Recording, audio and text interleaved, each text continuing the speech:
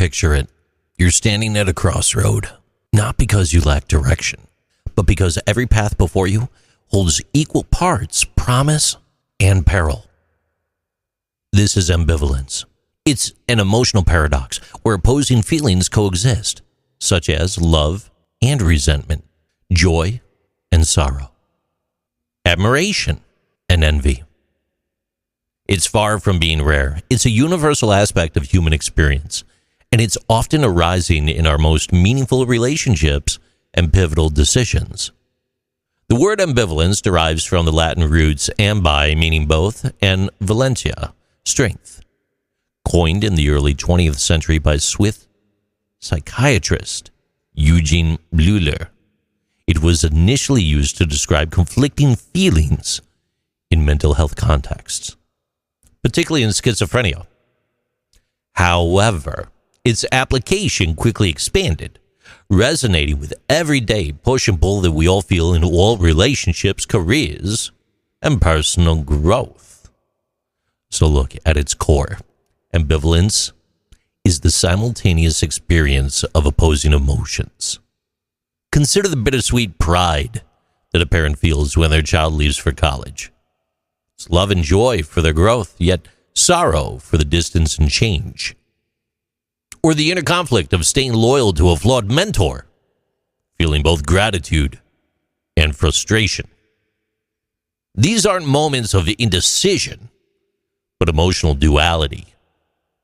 Psychologically, ambivalence is closely tied to cognitive dissonance, the discomfort that we feel when holding contradictory beliefs or attitudes. And while dissonance often spurs us to resolve conflicts by choosing one side, ambivalence invites us to dwell in the tension. Now, interestingly, studies suggest that embracing ambivalence can lead to greater emotional resilience. So by acknowledging complex emotions, instead of suppressing them, individuals often develop a more nuanced understanding of their relationship and the choices that they make. From an evolutionary perspective, ambivalence may have been advantageous. You see, in uncertain environments, seeing both the positive and the negative aspects of a situation could improve survival by fostering caution and adaptability. Ambivalence is frequently viewed as uncomfortable, though, because society often pressures us to choose a side. Pick the right, pick the left, pick one or the other. And this binary thinking, while convenient, oversimplifies the richness of humanity and of the human emotion. Learning to accept ambivalence without rushing to resolve it, it's actually quite transformative. For instance, in decision-making, ambivalence can lead to more deliberate and thoughtful outcomes. And in relationships, it can deepen empathy as we learn to hold space for both positive and negative feelings towards others. Philosophers and psychologists alike argue that ambivalence is a hallmark of emotional maturity. The philosopher Søren Kierkegaard described it as part of the human condition, where the tension of opposites fuel personal growth and meaning. So, embracing ambivalence?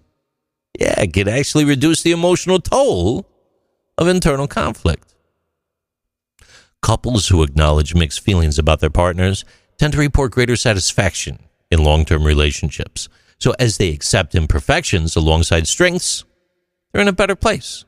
And in workplace settings, ambivalence about challenging projects, it actually fosters creativity. So as individuals balance the fear of failure with the excitement of innovation, you get outcomes that are actually quite exceptional. Ambivalence. It isn't a sign of indecision or weakness. It's evidence of the complexity of human emotion and thought. And by sitting with the tension between opposing feelings, we learn to see life in its full richness, free from oversimplified narratives. And in a world that often demands clarity, ambivalence reminds us that complexity is not just inevitable, but quite valuable. These are Interesting Things with JC.